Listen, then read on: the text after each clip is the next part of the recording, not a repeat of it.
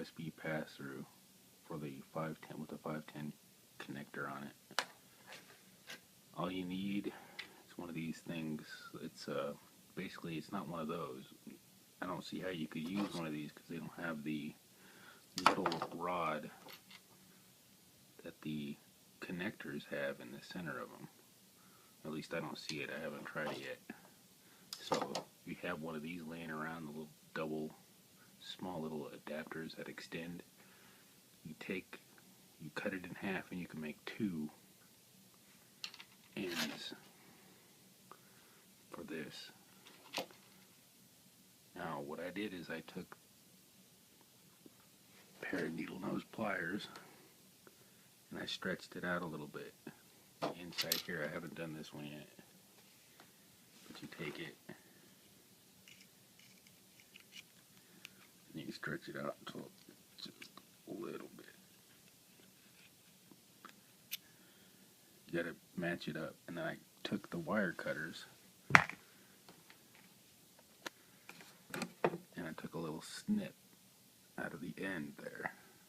And what's really simple is I reused this piece and this piece by sticking it inside here and taking my wire and shoving it up there, and it holds the wire in place for that one, and then shoving the wire up on the lip of this and then shoving that in there so it holds the wire, then taking some hot glue with my lighter and melting it around there to hold everything in place, so when I put the wires in my pen it would stay in there.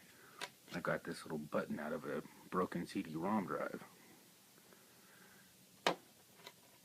So, and I have a ton of these extra USB cables, so why go spend 20 bucks on a pass-through when I can make my own, right?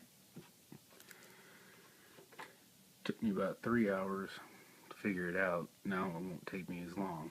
You want to make sure that you keep this part down a good little ways, so when you screw it on, you can use a charger itself to test it out. So when you screw it onto the charger and get the right threading, you take your charger,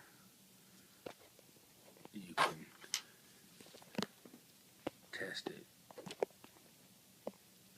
take it and make sure it fits on there.